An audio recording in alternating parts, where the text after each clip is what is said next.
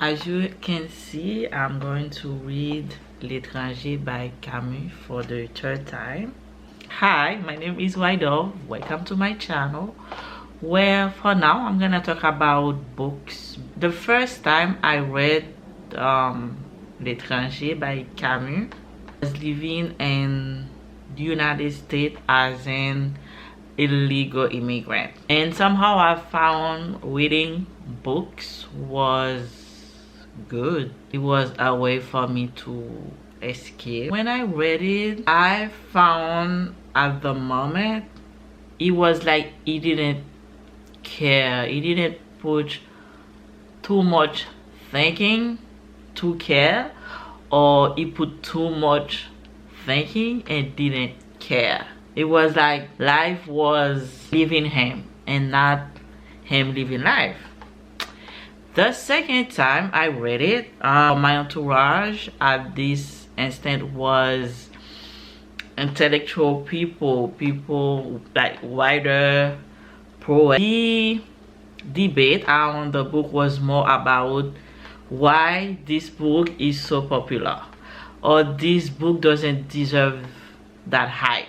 So I'm reading it now for the third time because I'm in a period of my life where I wanna do the things I said I wanna do. So let's go for the second part. Okay. Je viens de terminer le livre L'étranger by Camus et ça fait quelques jours. So le livre est divisé en deux parties. La première partie c'est beaucoup, je dirais, avant le meurtre. Puis la deuxième partie, c'est après le meurtre. Dans la première partie, ça débute par dire que maman est morte, puis toutes les démarches pour aller à l'enterrement et retourner. Le narrateur, c'est le meurtrier lui-même, où il raconte l'histoire de son point de vue, mais d'une façon si singulière. C'est comme il ne réagit à rien. Et on le sait parce qu'on est dans sa tête. Il y a des réactions comparées à la majorité qui sont bizarres. Je le dis bizarre, croyant que moi, je suis dans la majorité.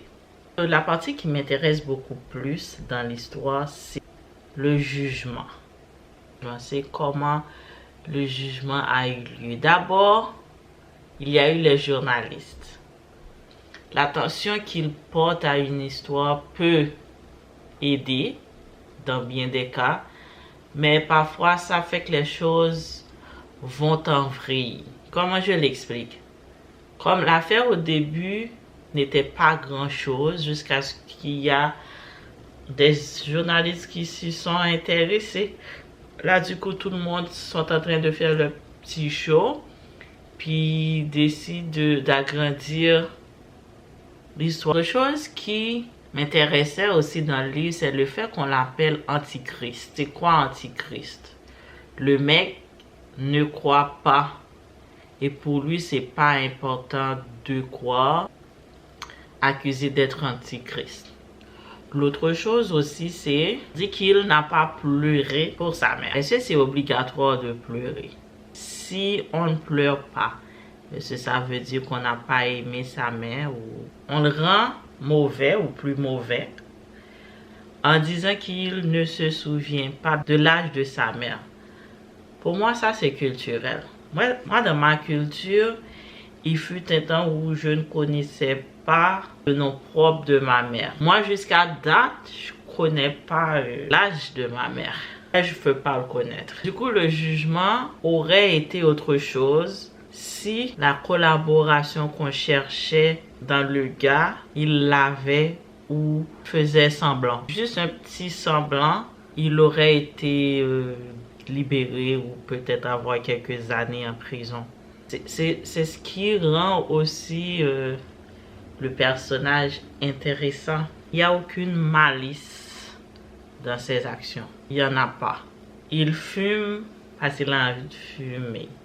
Il a tiré des balles parce que le soleil lui tapait sur les nerfs. Il a écrit la lettre parce que le gars lui a demandé d'écrire la lettre. Il fait pas les choses parce qu'il s'en fout.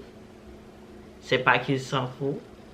S'il s'en foutait, ça aurait été criminel ou mauvais de sa part. C'est que la fille lui demande tu veux m'épouser, mais il dit oui. Oui, pas parce qu'il est amoureux, mais parce que tu lui as demandé et que tu veux le faire, ben ça va rien lui coûter. Alors il le fait. Ça aurait été difficile de vivre avec quelqu'un de son genre. Mais moi, ce que j'ai voulu voir dans le livre, c'est quand est-ce qu'il y a eu ce déclic. Est-ce qu'il était toujours ainsi? Parce que dans le livre, il parle qu'il faisait des études à Paris, qu'il a laissé, je ne me souviens pas pourquoi. Mais c'est où est-ce qu'a été le déclic? Pour moi, quelqu'un qui a laissé sa ville natale pour aller ailleurs et étudier, c'est qu'il avait des ambitions, qu'il voulait. J'arrive pas à voir dans l'histoire parce que nous, on le rencontre à l'annonce de la mort de sa mère. Même les petits flashs qu'il nous donne du passé n'expliquent pas ce déclic. C'est comme est-ce que quelqu'un peut être juste, peut être ainsi fait, ne se souciant de rien, de ce qu'il arrive dans la vie, de rien du tout. Est-ce que ces gens existent? Moi, je voudrais être ainsi, honnêtement. Ne pas comment faire pour tout et rien, sans être dans l'insouciance totale, ou la vie, ou la mort, ou ne veut rien dire. Parce que pour lui, c'est ainsi, comme, je pense qu'il a regretté avoir tué le gars, et qu'il s'est rendu compte que ça valait pas la peine, qu'il regrette ou pas, que les gens ils vont faire ce qui leur plaît. On l'allait condamner. Mais voilà, ce fut mes réflexions un peu avec l'histoire. C'est un livre que j'aime lire. À chaque fois, je découvre un autre aspect dans le personnage que j'avais pas vu avant ou que je comprenais d'une autre façon.